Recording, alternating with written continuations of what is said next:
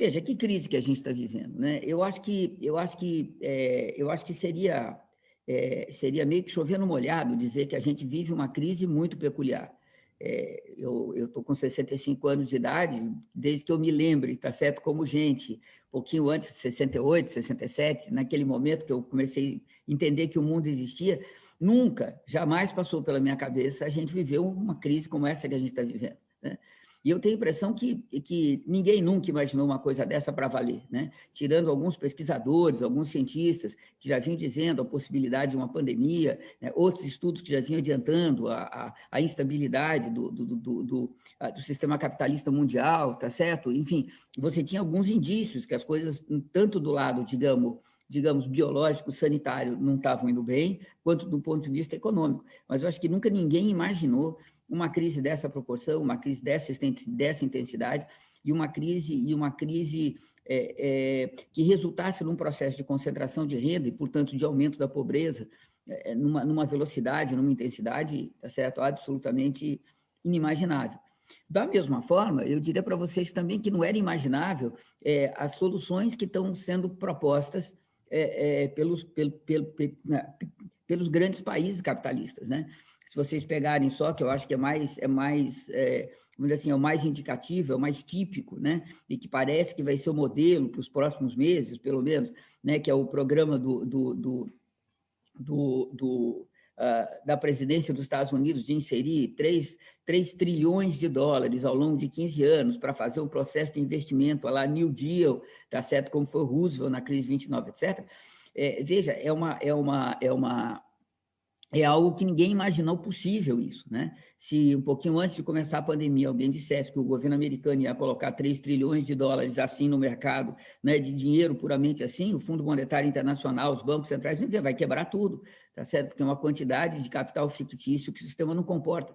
Então, veja, de todos os lados é uma surpresa muito grande, tá certo? E a gente tem uma série de novidades acontecendo.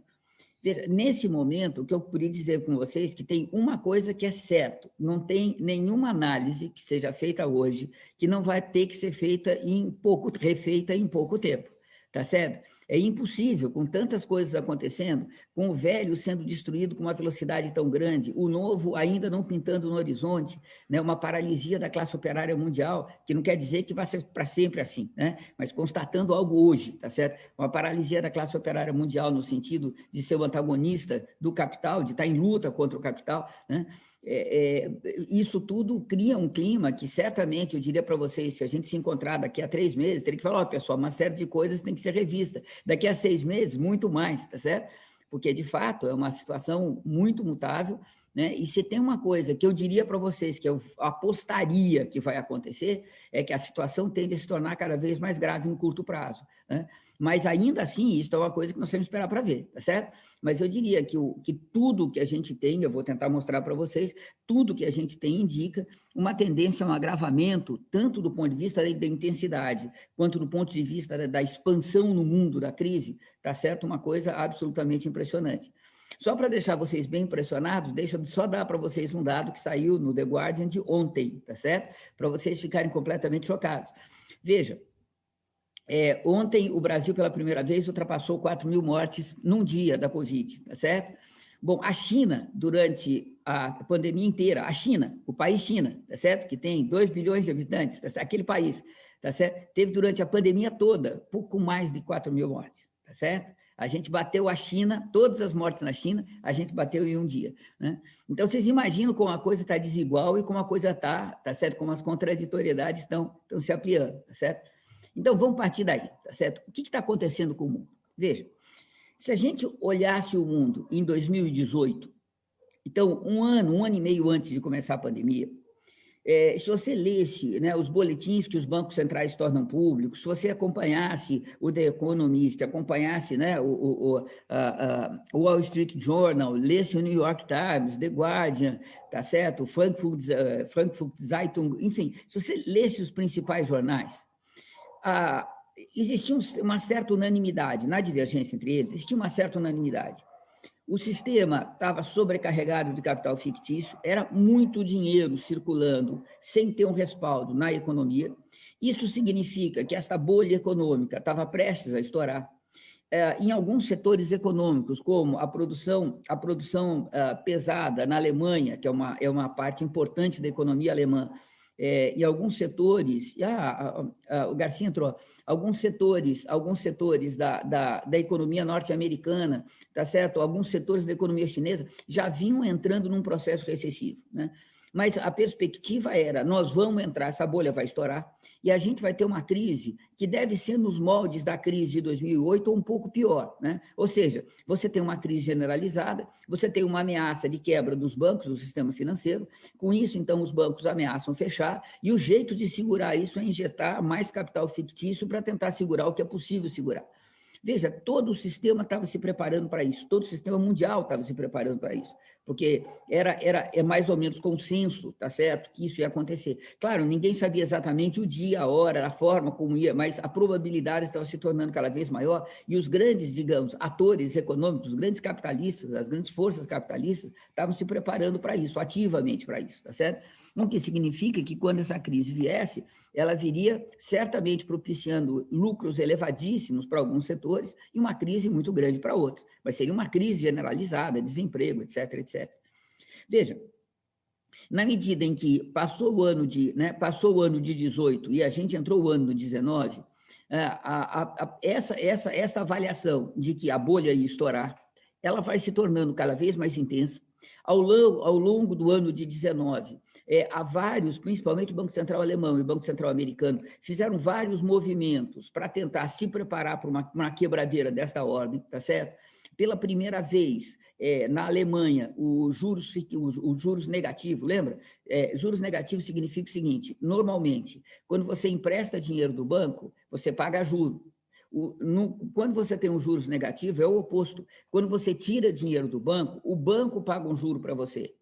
E quando você deposita dinheiro no banco, você é que paga juro para o banco. O banco está fazendo de tudo para você tirar dinheiro e para você gastar na economia ou para investir em alguma coisa, tá certo? Então, veja, esse sistema de juros negativos, que já funcionava desde 1918 em alguns grandes bancos, para alguns grandes capitais, começam a entrar também em contas bancárias de pessoas de classe média. Basta você ter um pouquinho mais de dinheiro acumulado, ter um investimento um pouco maior, que o banco comunica. Olha, o Banco Central decidiu que esse tipo de investimento, esse tipo de renda, etc., etc., agora é capital negativo, tá certo? Então, você tem uma ideia até que ponto onde chegou? Em 19 eu estava indo para a Alemanha, passei o ano passado todinho lá, e eu precisava mandar algum dinheiro daqui para lá, tá certo? Para não ter que viajar do dinheiro, ter que gastar de cartão de crédito, etc. Eu transferi para a conta de um amigo. E ele falou para mim, ó, Serginho, manda o dinheiro para mim, mas saiba que você deve receber um pouco menos, porque provavelmente eu vou entrar aí na faixa dos juros negativos. Então, é uma loucura, né? Você deposita dinheiro no banco, o banco pega uma parte do dinheiro seu. Se você empresta 10 do banco, o banco te dá 11, entendeu? Então, é uma loucura, né? Isso já estava funcionando, né? Não só entre os grandes capitais, mas estava funcionando também, tá certo? Nesse setor de classe média, etc. Né? O desequilíbrio do sistema era uma coisa gigantesca. E para piorar ainda mais, veja, você tinha as loucuras do Trump acontecendo, o que significa também a incerteza, né, da crise política americana, da crise social americana, o agravamento da crise social americana, tá certo? E do outro lado, a pressão da China que vinha crescendo. Porque nesse contexto de crise do mercado europeu, de crise, né, do grande capital ocidental, né, o grande capital oriental está tirando vantagem. Então, está se expandindo militarmente, está se expandindo geograficamente, expandindo economicamente, tá certo? E está fazendo um jogo que pode fazer, porque o Estado controla um montante de capital que permite ao Estado ter uma agilidade na concorrência internacional que os Estados Unidos não têm, que o mercado comum é muito menos, tá certo? Para não falar de países como o Brasil. Então, veja, o cenário mundial era um cenário de muita crise, era um cenário muito ameaçador, de muita instabilidade, tá certo? Veja, quando a gente está passando de dezembro de 1919 para janeiro de 2020, que é quando as primeiras notícias começam a chegar de uma pandemia que estaria se iniciando na China, tá certo? E que parece que seria em outubro, que seriam os primeiros casos em Wuhan, enfim, tá certo? Quando as notícias começam a chegar, as coisas ainda não são claras. A única coisa clara é que, de fato, tinha um vírus perigoso, tá certo? Mas, né, estava todo mundo meio esperando para ver o que ia acontecer. E o resultado disso é que a gente vai chegar até o mês de março de uma situação, digamos assim, vamos ver o que vai acontecer, né? Os países, né, os Estados Unidos, a China passa a fazer um lockdown para valer, para tentar controlar de qualquer modo, tá certo? E os outros estados, Estados Unidos, mercado europeu, etc., mas vamos ver a velocidade que esse vírus vai se esparramar, a letalidade do vírus, ver como é que ele vai, né? E como é que a gente vai se preparar para essa crise. Mas, na verdade, nesses meses, começa a se delinear, começa a se tornar mais claro que esta crise, que essa pandemia, apesar de todo o desarranjo que faz e está fazendo da economia, todos os problemas que traz, etc., etc., ela também poderia se transformar num excelente negócio. Vocês lembram quando teve aquele tsunami lá nas Filipinas, se não me engano, há uns 7, 8 anos atrás, que destruiu, lembra? Uma ilha matou gente para dedéu, destruiu, né? A Condoleezza Rice, naquele momento, era ministra das Relações Exteriores dos Estados Unidos, falou: isso é uma excelente oportunidade, porque agora ali você pode criar um polo de turismo, porque toda a população local, miserável, pobre, né, foi literalmente lavada dali pelo mar, né? Então, você pode, isso é uma excelente oportunidade. Veja, comece também a perceber isso. Quer dizer, que o surgimento da pandemia poderia ter um efeito poderia ter o efeito que a guerra, por exemplo, teve, a invasão do Irã teve em 2001. Eu não sei se vocês se lembram disso, mas uma crise tipo 2008 foi evitada em 2001 pelo começo da guerra e, portanto, a injeção de capital que o governo, principalmente o governo americano, faz, tá certo? Reaquece a economia. Você tem o novo polo de acumulação, você atrai com isso capital sobrante dos outros setores para isso e você rearticula o dinamismo, tá certo? Econômico. Então, veja, começa a pintar que algo assim vai acontecer, que você vai ter, portanto, uma situação de uma crise econômica profundamente séria, mas uma crise que vem recheada por uma pandemia que abre possibilidades de acumulação gigantesca e que legitima e força os estados a injetarem uma quantidade de capital gigantesca para tentar produzir vacina, para tentar montar um esquema médico-sanitário, para tentar enfrentar a pandemia, tá certo? E mais, injetar dinheiro na economia para nas economias mais desenvolvidas você sustentar o lockdown, diferente do que acontece na economia brasileira, que lockdown vem sem nenhum apoio estatal, tá certo? Nos países imperialistas, nos países que vivem da riqueza que a gente produz, tem dinheiro para financiar o lockdown, né? Então, para vocês terem uma ideia, quando eu estava na Alemanha no ano passado, quando chegou, acho que foi ao redor do mês de março, eu estava morando com um professor de escola secundária na Alemanha, um grande amigo. Estava morando com ele e ele recebeu uma carta do governo alemão dizendo: tem 5 mil euros para você disponível no banco, vai lá e saca. Tá certo? E alguns meses depois ele recebeu outra carta. Então, todo mundo que tem negócio, por exemplo, o governo alemão paga, eu não lembro mais, mas 2/3 do aluguel do imóvel que você está alugando, tá certo? Pega a sua renda no último ano, te dá 30%, enfim, o necessário para você não quebrar, né? Tinha dinheiro para isso, eu não sei até quando vai ter dinheiro, mas tinha dinheiro para isso, tá certo? E essa entrada desse montante de dinheiro na economia possibilitou uma rodada de acumulação de capital inimaginável antes. Então, o complexo industrial militar não deixa de ser um setor importantíssimo de toda a economia, mas agora ele ganha, digamos, a parceria do complexo médico-hospitalar, percebe? Com todos os laboratórios, fábricas de vacina, etc., etc. E o resultado disso, então, é que você tem uma injeção de grana, uma injeção de capital que agiliza a economia, que esquenta a economia. E com isso e fora, né, que você tem todo o setor de delivery, a Amazon, tá certo? E o resultado disso é que você passa a ter um processo em que a reprodução do capital se dinamiza e aquela bolha que era para estourar naquele momento não estoura, porque, na verdade, você tem uma entrada de capital gigantesco, tá certo, em novos setores econômicos, e isso se transforma num excelente novo negócio, tá certo? E o resultado disso vai se constituindo uma nova bolha. Enquanto a bolha não estoura, tá certo? A economia vai girando. Então, veja, o que a gente está vivendo, na verdade, é resultado deste processo. Não é que todas as causas que que indicavam a possibilidade de uma gigantesca crise econômica antes da pandemia, que essas causas foram superadas. Pelo contrário, essas causas estão se tornando cada vez maiores. Na medida em que os estados, em geral, vão injetando dinheiro na economia sem correspondência na produção, porque você tem uma recessão econômica e porque o dinheiro que você investe é uma quantidade gigantesca, você está aumentando a quantidade de capital fictício. O resultado disso é que você vai tornando o sistema cada vez mais instável. E o resultado disso, tá certo? É que essa instabilidade coloca a perspectiva de uma crise econômica gigantesca cada vez mais próxima da gente. Claro, como o Messaros, naquele texto fantástico dele, que é para além do Capital, demonstra, mesmo quando você tem limites absolutos do sistema do capital, é possível momentaneamente, o que ele diz, né, a expressão que ele usa, deslocar esses limites. Você nunca supera esses limites, você não torna esses limites inexistentes. Mas o que você faz é você toma uma medida econômica que faz com que, ao invés da crise estourar na terça-feira, ela estoure na terça-feira que vem, ou estoure no mês que vem. Mas as causas estão lá. Mas cada vez que você toma uma medida dessa, por exemplo, injetando capital fictício, o problema, que é excesso de capital fictício, se torna ainda maior, tá certo? Então, o resultado disso é que a gente está, tá certo, mais próximo do que a gente nunca teve de uma crise econômica gigantesca. O que não quer dizer que essa crise econômica vai acontecer no mês que vem ou na semana que vem, mas a gente nunca teve, tá certo, com um sistema financeiro tão inchado, com uma desproporção tão grande entre capital fictício e a economia real, numa conjuntura em que é razoável se prever um estouro dessa bolha mais cedo ou mais tarde. Provavelmente mais cedo do que mais tarde. Então, veja, esse é o primeiro elemento que eu acho que a gente tem que ter claro, tá certo?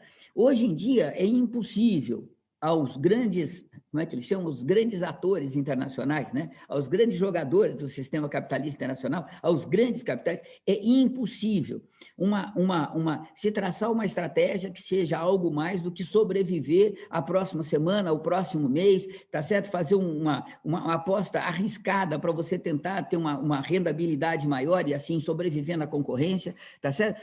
Cada vez mais, eu diria assim, é cada vez mais desesperador a movimentação que a gente vai notando entre os grandes capitalistas. Claro que dentro de tudo isso, os desequilíbrios vão se tornando cada vez mais intensos. Então, claro, quem é pobre vai ficar cada vez mais pobre. Alguns que são muito ricos vão ficar ainda mais ricos. Alguns ricos vão perder grana. Outros de classe média vão ficar mais ricos. Outro setor da classe média vai desaparecer. As contradições vão se tornar cada vez mais agudas. A gente não caminha para um período de distribuição de renda, um período de você ter um rebaixamento das tensões sociais, tá certo? Das desigualdades sociais, longe disso, tá certo? Longe disso. A gente vai para um período que tende a ser, tá certo, justamente oposto. Veja, ao mesmo tempo que a gente tem uma crise da ordem do capital, desta ordem, desculpe, né? Mas do sistema do capital desta ordem, na medida em que a gente tem isto, veja, os indivíduos também entram numa crise estrutural, eles entram também no seu limite absoluto. Né? Você vivendo um sistema em que você não tem nenhuma garantia, a não ser que o futuro vai ser muito pior do que hoje, que você não tem nenhuma garantia que você vai ter um emprego, que você vai conseguir criar seus filhos, que você, tá certo? Em que a violência não para de crescer de uma forma assustadora, e não só no Brasil, na Europa, nos Estados Unidos, em tudo quanto é lugar. Veja, as individualidades começam a entrar em crise estrutural, elas começam a se dissolver. A gente vive já há alguns anos, tá certo? A gente vive uma realidade que a humanidade nunca conheceu antes. A gente tem mais gente morrendo no mundo hoje por suicídio do que em guerra. Nunca isso tinha acontecido antes na história da humanidade. A quantidade de suicídios é tão grande que alguns países começaram a não divulgar os dados para não estimular mais suicídios. A gente nunca teve, eu não tenho os dados aqui na cabeça, mas se vocês pegarem, a gente tem, lá no Coletivo Veredas, a gente tem um newsletter, como se fosse um blog com newsletter. Eu escrevi várias newsletters o ano passado, tá certo, com os dados estatísticos, são estarrecedores, é uma coisa absolutamente maluca, né? Então, só para citar um número que me parece, pode ser não exato, mas é algo assim, por exemplo, na Irlanda, né, o suicídio de pessoas acima de 45 anos aumentou mais de 245% no prazo de 7, 8 anos. É uma coisa estarrecedora, certo? Então, os indivíduos vão entrando em crise. É isso que a gente vive entre os nossos amigos, né? Olha, não consigo me concentrar, estou deprimido, estou triste. Veja, nossas individualidades entrando, se dissolvendo, tal como o sistema do capital está se dissolvendo também, né? Não é possível você ter indivíduos saudáveis num gênero humano, tá certo? Que vive contradições e a ameaça de uma destruição, de uma autodestruição, tal como a gente vive hoje. Então, veja, a gente está no meio, tá certo, de uma crise que já é gigantesca e que tende a se agravar cada vez mais, né? E uma crise que tem vários elementos indicando a possibilidade de estourar uma bolha e a gente ter 2008 muito piorado, tá certo? Segurem isso. Ao mesmo tempo que isso está acontecendo, veja, a gente vive um período em que a humanidade está tornando o planeta um ambiente inóspito para a própria humanidade. Se vocês pegarem os dados, eu não estou citando aqui nenhuma organização revolucionária, anarquista, trotskista, de extrema esquerda. Eu estou dizendo aqui Wall Street Journal, o Estado de São Paulo no Brasil, Folha de São Paulo, The Guardian, tá certo? Le Monde Diplomatique, só jornais que eu diria para vocês do grande capital, jornais da burguesia, certo? Se você pegar os dados desses jornais, é uma coisa absolutamente estarrecedora. Algo assim, eu vou citar tudo aqui de cabeça, os dados podem não ser exatamente esses, mas tudo isso que eu estou dizendo para vocês está lá no site lá do Coletivo Vereda, vocês podem pegar newsletter, os dados estão lá, se vocês quiserem, mandem e-mail para mim, eu vou atrás, mando os dados para vocês, as fontes para vocês, tá certo? Mas os dados são desse nível, veja, dos gases que produzem hoje o aquecimento global, 30% dos gases foram produzidos da década de 70 para cá, nos últimos 50 anos. A gente tem 68% das formas de vida no planeta Terra, veja, 68% das formas de vida existentes no planeta Terra nos anos de 1970, e até lá a gente já tinha destruído muita coisa, 68% desapareceu dos anos 70 para cá. Veja, a gente vive uma realidade em que a quantidade, o peso da massa, tá certo? De mamíferos vivos, que são naturais, que não são criados pelos seres humanos, corresponde a menos de 6% do peso da massa viva dos mamíferos criados pelos seres humanos. Não tem mais animal selvagem. O que tem é vaquinha, porquinho, que nós criamos. Nós destruímos tudo. E o resultado mais estarrecedor é que este é um processo em que a gente concentra os seres humanos em grandes centros urbanos com as piores condições de vida possível, piores condições de vida e trabalho possível, e, ao mesmo tempo, veja, a gente concentra a produção, tanto na agricultura quanto na pecuária, de seres vivos que são geneticamente idênticos. Então, você planta milhões e milhões, tá certo, de hectares de soja, do ponto de vista genético, rigorosamente idêntico. Tão idêntico, que são, que não fazem sementes, que são estéreis. Tá certo? É uma loucura. A gente faz a mesma coisa com milho, a gente faz a mesma coisa com trigo, com tudo, né? E, ao mesmo tempo, veja, a gente cria porco, galinha, veja, que são geneticamente idênticos. Porque, para você industrializar, a galinha tem que ter a mesma forma, tem que ter o mesmo peso, o porco também, porque aí você tem, claro, uma lucratividade muito maior, você consegue industrializar esse processo com uma rendabilidade muito maior. Então, veja, o resultado disso é que a gente criou uma homogeneidade genética no planeta, que é tudo que é necessário para acontecer pandemias. E isso que eu estou dizendo para vocês não é algo post-festum, quer dizer, depois que aconteceu, eu estou dizendo, veja, em 1995, ou algo assim, talvez até antes, tá certo? Eu li um livro que eu fiquei profundamente impactado, chamava A Praga que Está por Vir. Parece que tem uma tradução em Portugal, eu não vi nenhuma tradução aqui no Brasil, mas chama The Plague to Come. A menina que escreveu, a cientista, na verdade, uma jornalista de divulgação científica, chama Garré, ela demonstrava naquela época, dizendo, olha, nós estamos criando todas as condições para ter uma pandemia. Primeiro, veja, como é que surge um vírus como esse Covid que está atacando a gente? Da mesma forma que surgiu o Ebola, da mesma forma que surgiu o HIV, o H1N1, tá certo? Surge assim, um vírus, ele é muito pequenininho se comparado a uma célula humana, muito pequenininho, tá certo? 10 mil vezes menor, 80 mil vezes menor, é muito pequenininho.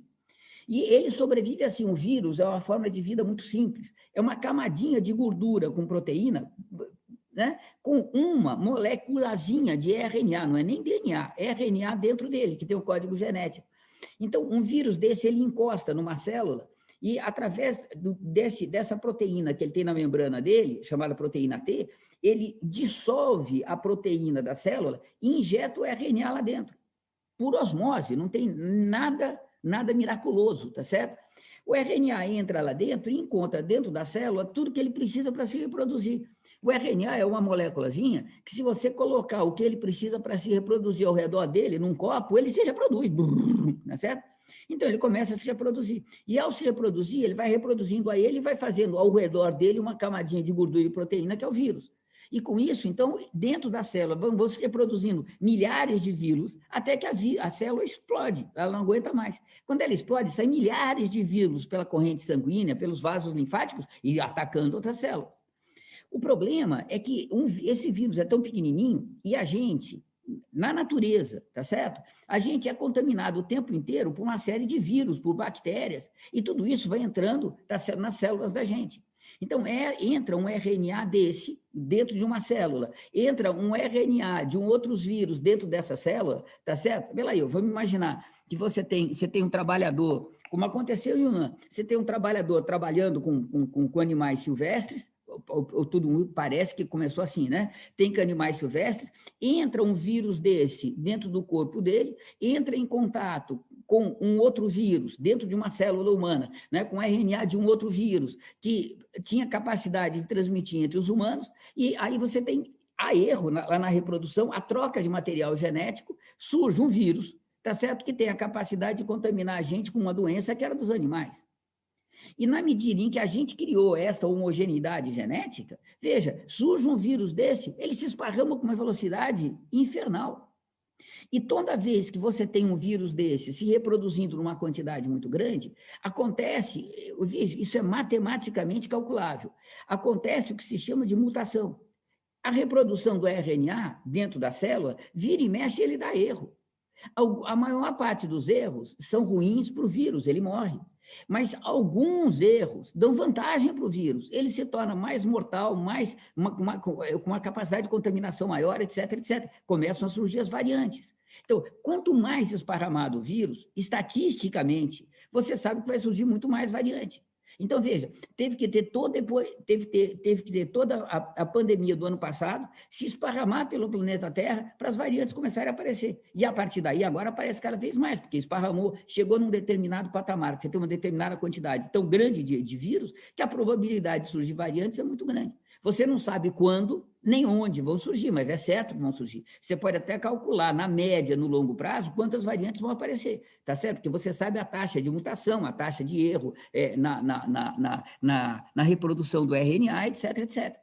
Então, veja, é certo, tá certo, que essa pandemia, primeiro, não é a primeira, não preciso nem argumentar com vocês, tá certo? Já teve ebola, teve H1N1, tá certo? Mas também é certo que não é a última. Porque enquanto a gente tiver essas condições no planeta, veja, a situação, né, a tendência é a gente ter uma pandemia atrás da outra. Numa das últimas newsletters que eu escrevi lá para o Veredas, eu conto o caso de um vírus de sinusite não, pessoal, como é que chama aqui a inflamação do pneu a inflamação do pulmão, pneumonia, tá certo? Então, um vírus está provocando pneumonia e que vem da criação, de cabra na Holanda. E o governo holandês está matou cabra que não acaba mais, tá certo? Mas você tem lá um vírus que já está passando percebe? Está matando gente. E isso vai acontecer com uma frequência extremamente grande. Veja, junta-se a isso, tá certo? Ao que a gente está fazendo com o planeta. Veja, a gente tá destruindo a vida no oceano de tal forma, tanto porque o aquecimento global vai aumentando a acidez do oceano e começa a matar numa quantidade maluca plâncton, que é a base da base de toda a cadeia alimentar no oceano, como também pelas pescas malucas que a gente está fazendo, a quantidade de peixe que a gente está tirando do oceano, da forma como a gente está tirando, tá certo? Não é impossível que daqui a 30 anos não tenha mais peixe no oceano. E isso significa que uma das principais fontes de proteína de alimentação humana, tá certo? Vai se escassear cada vez mais.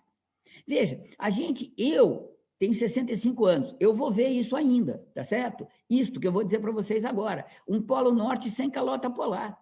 Existem alguns estudos dizendo que em 7 anos, no verão, não tem mais calota polar no Polo Norte. A gente dissolveu tudo. Alguns estudos dizendo que não vai ser em 7 anos, vai ser em 15. Veja, tá bom, entre 7 e 15 vocês escolhem, mas vocês percebem? É nesse nível que a gente está destruindo o planeta. É assim que nós estamos transformando o planeta em algo inabitável para a gente. Então, veja, ao lado de uma crise econômica de gigantescas proporções, em que você tem um processo de concentração de renda, em que você tem uma agudização das questões, né, de todas as tensões sociais, etc., além disso, tá certo? A gente tem um capitalismo que só pode sobreviver destruindo o planeta numa intensidade cada vez maior. Mesmo quando você tem a produção de novas tecnologias que são capazes de produzir energia limpa, etc., etc., veja, você vai ver, essas coisas não são assim, né? Então, só para vocês terem uma ideia, por exemplo, teve uma febre lá na Europa, até alguns anos atrás, de colocar aqueles painéis fotovoltaicos para produzir energia elétrica em casa, dizendo, olha, isso é uma energia limpa, você pega energia no sol, transforma em energia elétrica, aí você carrega a bateria da sua bicicleta elétrica, você vai com a sua bicicleta elétrica para o seu trabalho, você tudo energia limpa, coisa nenhuma. Para você produzir essas células fotovoltaicas, você polui muito mais do que se você estivesse queimando carvão. Para você fazer a bateria da bicicleta, você polui muito mais. E você está criando uma poluição, que vão ser as baterias daqui a alguns anos, que é muito pior do que se você queimasse carvão.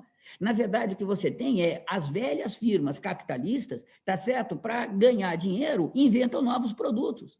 E aí, claro, tem todo o sistema de desinformação, etc., etc., tá certo? Que é feito para funcionar assim. A mesma coisa com a alimentação, né? Agora você tem uma alimentação biológica, não vai ver como é que é produzido o frango biológico, você vê a barbaridade que é. Então, na verdade, veja, a gente vive uma crise que é uma crise de fato única na nossa existência humana. Nunca a gente viveu uma humanidade que tem um poder, né, de desenvolver, que tem uma força produtiva tão desenvolvida, que deu para a gente o poder de destruir o planeta. Nunca a humanidade viveu isso.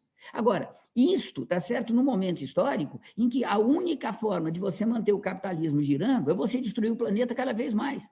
E destruir o planeta não significa destruir o planeta e fazer pessoas felizes. Você destruir o planeta e destruir a humanidade. Porque você não só torna o planeta inóspito, como as contradições sociais vão se tornando cada vez mais intensas. Então, veja, isso é uma coisa absolutamente impressionante. Numa cidade como São Paulo, por exemplo, várias grandes empresas, várias grandes firmas decidem sair de São Paulo e ir para cidades menores, porque, primeiro, o custo do transporte é tão caro que faz a força de trabalho muito cara. Segunda, porque o custo da segurança é tão cara que é preferível ser ir para uma outra cidade. Veja, um centro como São Paulo começa a viver um processo de desagregação social que lembra, de uma forma mais intensa, o que aconteceu em Detroit. As empresas foram embora, a cidade se destruiu inteirinha. Se vocês pegarem, entrarem no Google e vão ver o que está acontecendo com Detroit hoje, tem regiões de Detroit que parecem Berlim pós-Segunda Guerra Mundial.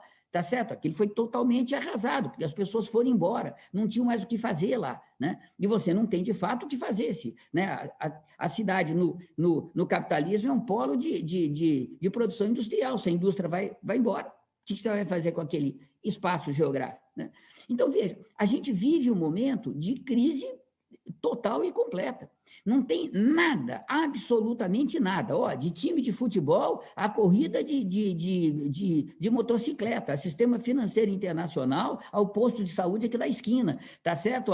Saber lá eu, né? A família monogâmica dos nossos dias, tá certo? A crise dos adolescentes. Veja, não tem nada na nossa vida que está andando como deveria estar.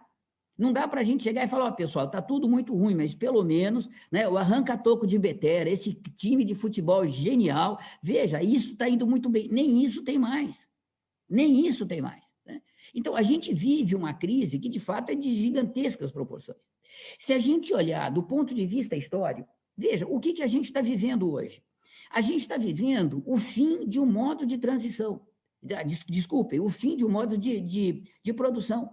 É uma crise, como os historiadores burgueses gostam de chamar, é uma crise civilizatória. Este modo de produzir e de viver está destruindo a nós próprios, que está destruindo a ele próprio. Quando o Messari escreveu Para Além, ele publicou em 1995, veja quantos anos atrás, tá certo?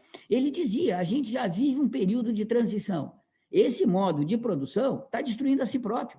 Ele já está se dissolvendo. A questão é a transição para quê? Se a humanidade vai se destruir ou se a gente vai para o socialismo e para o comunismo. Veja, isto que ele dizia hoje, para mim, é absolutamente evidente, uma coisa absolutamente clara, né? A gente vive um momento em que a humanidade se confronta com duas grandes possibilidades. Capitalisticamente se destruir, e aí pode ser o Mad Max, sabe lá eu que vai ser o futuro, mas você tem um processo de regressão das forças produtivas, esse momento de abundância na produção que a gente vive se transforma numa situação de carência, se repõe de novo a necessidade de uma sociedade de classes, e tudo isso se desmilingue. Então, é uma possibilidade real. Mas há também uma outra possibilidade real de ter uma revolução proletária, comunista, tá certo? E esse sistema girar. Então, vamos analisar essa outra possibilidade, né? Qual a possibilidade de uma revolução proletária nos dias que a gente vive? Olha que legal.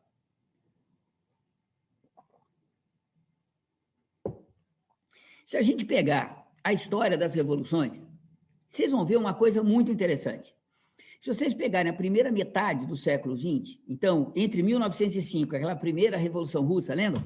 Até a gente ter o final da Revolução Chinesa, 1949, pegar esse período histórico, a gente teve o período mais intenso e mais extenso de revoluções que a humanidade jamais conheceu. Nunca, nunca. A humanidade conheceu tantas revoluções durante tantos anos consecutivos, envolvendo todos os continentes. Todas as revoluções.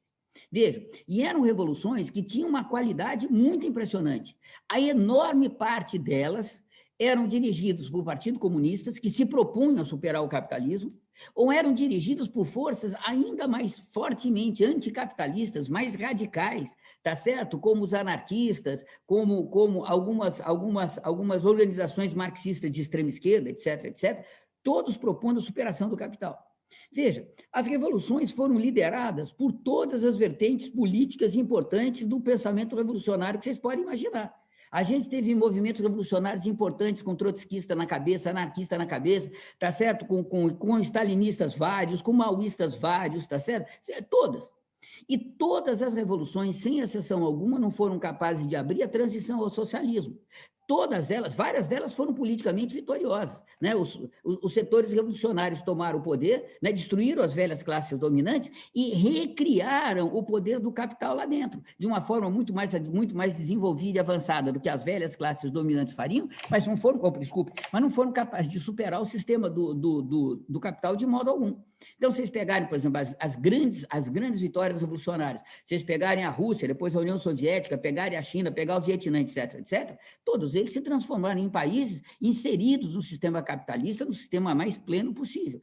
Como tem uma história muito diferente, então você tem um processo de formação de classes muito diferente, você não tem exatamente a mesma classe operária, a mesma burguesia, a mesma personificação do capital, como dizia o Messaros, etc. Mas claro que você tem lá uma reprodução ampliada do capital de uma forma cada vez mais extensa, a extração da mais-valia, né? a manutenção da produção de mercadorias, etc. Olha que legal. Neste processo todo, tá certo? A gente teve duas coisas que foram muito impressionantes. Primeiro, com o processo de desenvolvimento do Fordismo, e lembra que o Fordismo aconteceu nos países capitalistas avançados, mas aconteceu da forma mais intensa e imaginável possível na União Soviética. Se teve um lugar em que a gente teve Taylorismo e a gente teve Fordismo, levado às últimas consequências, foi na União Soviética. Lá você tinha capital suficiente, por exemplo, para fazer uma única fábrica de lâmpada de bulbo e lâmpada de filamento, né? Tinha uma única fábrica de lâmpada de filamento que produzia para toda a União Soviética. Então, uma única fábrica ao redor dela, uma cidade, não me lembro mais, 40, 50 mil habitantes, tá certo?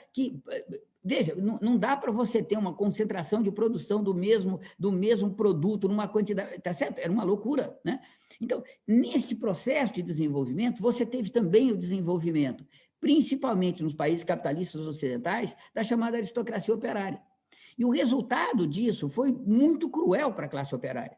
Porque quando o processo de acumulação fordista leva, nos anos 60, a uma abundância gigantesca, e as crises cíclicas se transformam em crise estrutural, lembra Messaros, a partir de 1970, o que acontece é que quando a gente entra nesse período da crise estrutural, você tem esse setor da aristocracia operária, que se fortaleceu muito nesse período anterior e que se transformou, né, no setor dirigente da classe operária, nos sindicatos, nos partidos, tá certo? No mundo inteiro, Brasil inclusive, né? Na medida em que isso acontece, a gente vai ter, quando vem a crise estrutural, você tem uma classe operária que é dirigida por uma burocracia, por partidos, por sindicatos, que se especializaram na colaboração de classe com a burguesia.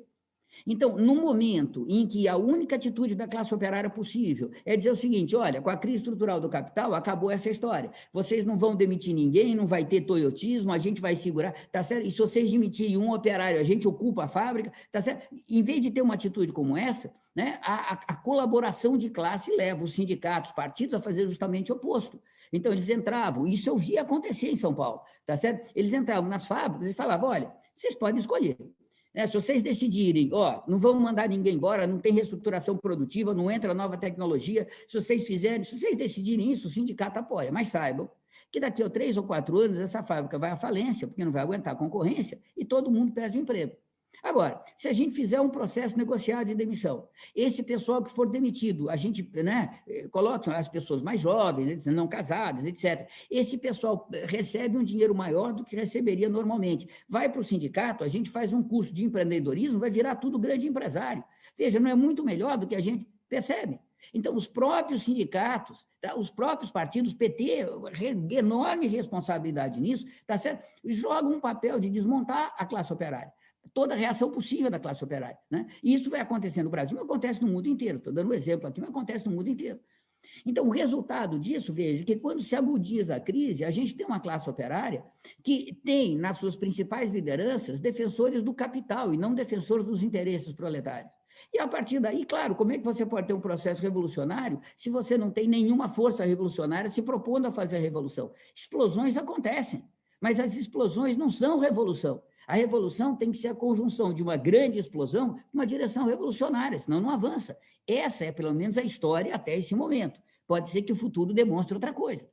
Então, vocês percebem que a gente entra, a partir da crise estrutural do capital, um momento em que a classe operária não faz mais revolução, apesar da crise ter ganhado uma dimensão, uma intensidade, a miséria, a concentração de renda, o desemprego, vai daí para fora. As condições de vida e trabalho cada vez piores, vai embora, tá certo? Veja, quando a gente chega mais recentemente, o que a gente está vivendo dos anos 90 para cá? Isso é muito impressionante. Principalmente a partir dos anos 80, mas dos anos 90 muito intensamente, a gente tem um processo em que os centros operários mais tradicionais, que você tinha uma classe operária mais antiga, com uma certa tradição de luta, ainda que fosse reformista, etc., esta classe operária ela começa a ser transferida para o Oriente.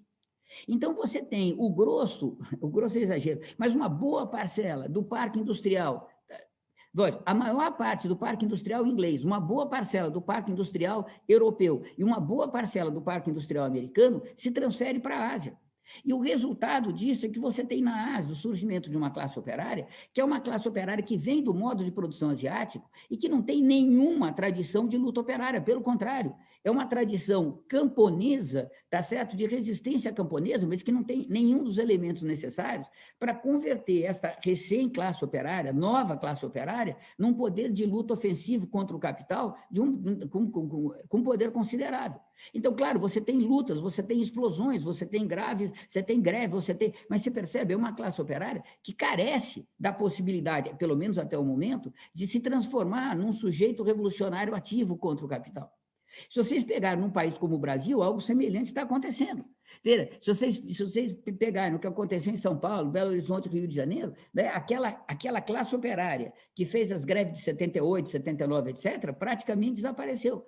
Surgiu uma nova classe operária, vai para o norte do Paraná, para o oeste do estado de São Paulo, vai para o estado do Pará, vai para o estado do Ceará, vai para o interior de Pernambuco. Veja, você tem centros industriais que você não tinha antes.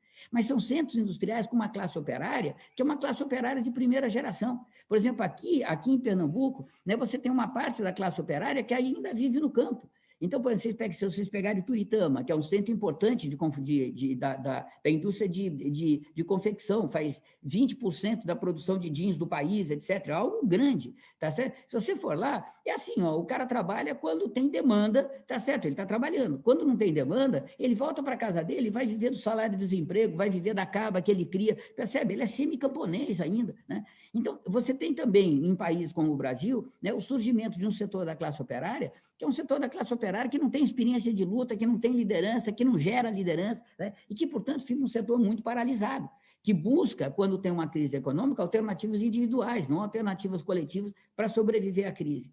Então, vocês percebem que, nesse cenário, a possibilidade de uma revolução proletária no curto espaço de tempo não está no horizonte. De novo, veja, não quer dizer que não possa acontecer. Deixa eu dar um exemplo para vocês, porque é muito legal esse exemplo, e é um exemplo que eu acho que ninguém coloca muito em dúvida. Assim, veja, todo mundo conhece a qualidade do Lenin para fazer análise de conjuntura, tá certo? Eu desconheço qualquer outro dirigente revolucionário que tenha a sensibilidade, a habilidade que o Lenin tinha de perceber mudanças na conjuntura, tá certo? Uma coisa impressionante. Né? Provavelmente o Lenin foi o revolucionário, eu não conheço todos, né? Mas provavelmente foi o Lenin o revolucionário que melhor, né? O melhor dirigente revolucionário né? que a esquerda comunista já teve em nossa história. Veja, em janeiro de 1917, vocês lembram que a Revolução começa no dia 13 de fevereiro de 1917, tá certo? Então, ele está em janeiro. Eu não lembro quantos dias, mas acho que é 41 dias ou 31 dias antes de começar a Revolução de Fevereiro. Ele está na Suíça, está na Suíça, completamente isolado, porque tem a Primeira Guerra Mundial, tem uma frente de combate entre ele e a Rússia, tá certo? Tem uma trincheira cavada. Então, ele está sem contato, não tem como, tá certo? Está sozinho, sem dinheiro, tá certo? Ele nunca, né, exilado, Lenin, Trotsky, esse pessoal, eles nunca viveram bem no exílio, né? Todos eram duros para dedéu, tá certo? Mas, enfim, tá certo? Numa situação de penúria muito grande, e um grupo de sindicalistas, que deviam ser anarquistas, de extrema esquerda, convidam Lenin, tá certo? Para fazer uma palestra para eles, sobre a questão do momento, etc, etc. E o Lenin vai dizer, olha, pessoal, a situação é muito ruim. A gente, veja, todos os partidos revolucionários que a gente tinha aderiram à guerra, viraram sociais patriotas, lembra disso? Né? Eles apoiam a sua burguesia, tá certo? Chamam os seus trabalhadores, né? Os revolucionários alemães chamam os trabalhadores alemães para matar os trabalhadores franceses, os revolucionários franceses chamam os trabalhadores franceses para matar os trabalhadores alemães, e essa é a vergonha desses caras, viram todos sociais patriotas. Então, com o Partido Revolucionário desapareceu. A Organização Revolucionária Internacional, que era a Segunda Internacional, desapareceu também. Então, Lenin vai dizer, olha, pessoal, a revolução é uma questão de décadas. Nós temos que reconstruir os partidos em cada país, reconstruir uma terceira internacional para depois pensar na revolução. Faltava 40 dias para começar. Tá certo? Em março, quando ele chega em Petrogrado, né, a famosa estação Finlândia, quando ele chega em março, ele é o cara que vai dar todo o poder aos soviéticos, nada de negociar com a burguesia, tá certo? Né, vocês sabem a história, tá certo? E a partir daí você tem a Revolução de Outubro, que vai até a história em outubro. Então, veja, as crises revolucionárias, elas surgem assim, elas são completamente imprevisíveis. Se elas fossem previsíveis, elas não aconteceriam nunca. Porque tanto o capital quanto os revolucionários colocariam tudo a perder, não se preocupem quanto a isso, tá certo? Elas são rigorosamente espontâneas, elas são explosões. O Engels tem uma frase famosa, ele dizia, ó, a revolução é um fenômeno social, acontece, é como uma tempestade. A gente pode dizer que vem, mas a gente nunca sabe quando vai cair e onde vai cair o primeiro pingo. A gente nunca sabe quando a tempestade começa. Veja, a revolução é um pouco assim, né? Então, eu diria para vocês, veja, nós não temos nenhum indício na realidade hoje que diz para a gente, pessoal, a gente está indo para um período revolucionário. Não temos nenhum indício. Mas também é verdade que todos os períodos revolucionários que teve antes da gente, nenhum deles se anunciou antecipadamente. Não é assim, ó, pessoal, tá, né? Não é assim, tá certo? Nunca isso aconteceu na história, né? Os períodos revolucionários acontecem. O que dá para dizer com certeza é que hoje não tem nenhum indício disso estar acontecendo, mas nunca a revolução esteve tão perto. Nunca o sistema do capital foi tão desumano, nunca o sistema do capital colocou a gente tão próximo à nossa próxima destruição, nunca a desumanidade do sistema do capital é mais evidente, nunca se discutiu quantos que nós temos que matar para manter o sistema girando, nunca, tá certo? E, ao mesmo tempo, é cada vez mais evidente o quanto a gente tem que mudar tudo, o modo de produzir, o modo de viver, o modo de consumir, o modo de fazer a circulação de produção, etc., para a gente conseguir evitar que o planeta se transforme em algo completamente inóspito e a nossa vida nesse planeta fique completamente comprometida. Então, eu diria para vocês, eu não vejo nenhum sinal de que a revolução está vindo, mas uma coisa é certa, a revolução nunca esteve tão perto. Pode ser até que ela não aconteça, pode até ser que a humanidade se destrua, mas ela nunca esteve tão perto. Nunca as contradições sociais, nunca as condições objetivas, subjetivas, afetivas tiveram tão maduras para uma explosão tipo revolucionário. Nunca. Claro que há milhões de carências aí. Nós temos 1000 problemas teóricos, falta, né, uma vanguarda, mas isso também é sinal da crise que a gente está vivendo. Veja, quando a gente tem todos os partidos de esquerda no Brasil, todos, tá certo? Os partidos, eu digo, os partidos têm representação eleitoral, tem muito partido que não é assim, tá certo? Mas todos os partidos de esquerda que têm representação eleitoral nesse país, veja, quando todo mundo devia estar dizendo, se é de esquerda, abaixa o capital, viva a humanidade, não tem outra coisa para fazer. Os caras estão discutindo o que fazer. Como é que a gente vai apoiar o Lula? Como é que a gente vai enfrentar o Bolsonaro? Vocês percebem? Veja, se não fosse Lula, não tinha Bolsonaro. Quem é que impediu, tá certo, de todo aquele movimento pela anistia ir atrás, tá certo, desmontar o aparato repressivo que vinha da ditadura militar que estava dentro do Estado? Quem que impediu isso? Quem que defendeu esses caras dentro do Estado contra nós, se não foi o PT? Para não dizer o Fernando Henrique. Percebe? Se não fosse a colaboração de classe do PT, o Bolsonaro e a sua trupe tinham sido excluídos do aparato estatal lá no comecinho do primeiro governo Lula. Vocês lembram a vergonha que foi o Genuíno? O Genuíno foi nomeado, tá certo, do Lula, para acalmar os generais, tá certo, e para não deixar que o movimento, de fato, revelasse os porões da ditadura e que, portanto, quebrasse esse núcleo do qual o Bolsonaro tá certo, a excrescência lá, da excrescência. Então, vocês percebem? Isto também é sinal de que o sistema inteiro quebrou. Não tem nenhum setor político, nenhuma liderança, nenhuma força dentro do sistema que está propondo alguma coisa diferente do que manter o sistema. Neste momento que a crise é dessa proporção e dessa qualidade. Então, veja, o fato de que a gente ter essa esquerda eleitoreira cada vez mais se comportando como esquerda do capital, não uma esquerda contra o capital, mas uma esquerda a favor do capital, também é sinal da crise que a gente vive. Significa que essas lideranças que apostaram o tempo inteiro na colaboração de classes, agora elas têm que ficar ao lado da burguesia de uma forma evidente, de uma forma clara. E isso abre espaço, do ponto de vista da luta política, ideológica, etc., da gente demonstrar quem são esses caras, tá certo? E da gente defender uma posição de classe mais consistente. Então, eu diria para vocês, apesar de, aparentemente, a situação ser muito ruim, e eu não queria colocar nenhum pano quente dizendo que a situação não é ruim, tá certo? Dizer para vocês, veja, é assim que acontece uma crise revolucionária, é assim que chega, né, num momento, uma crise revolucionária, se é que essa crise revolucionária vai vir. Mas a gente não chega num período revolucionário e não faz a transição de modo de produção a outro para brincar com vocês, sem quebrar alguns ovos, tá certo? Né? Só se faz um omelete quebrando alguns ovos. Então, veja, eu diria para vocês que, ao mesmo tempo, é um momento muito desesperador e é um momento muito ruim da gente viver, é um momento muito, eu diria, solitário, um momento de muito sofrimento, etc., mas, ao mesmo tempo, é um momento profundamente esperançoso, porque nunca a gente esteve tão perto de uma eclosão revolucionária, que, de novo, não quer dizer que necessariamente vai acontecer, mas a gente nunca esteve tão perto. E, claro, que na medida em que a gente agir a favor da eclosão de um momento revolucionário, talvez a gente possa auxiliar que isso aconteça. E aí tem toda a importância da luta das ideias, da defesa do projeto revolucionário, tá certo? A gente ser capaz de escrever, de produzir, de divulgar a teoria revolucionária nos dias que a gente vive. Para isso, inclusive, é que existe o Veredas. Enfim, tá certo? Então, era isso que eu queria dizer para vocês. É uma pena a gente não poder fazer perguntas, mas se os dois aqui, o Gil e o Garcia, quiserem colocar algumas questões, etc., eu estou à disposição, tá certo? Porque eu adoraria poder entrar, imagino que vocês devem ter milhões de perguntas, questões.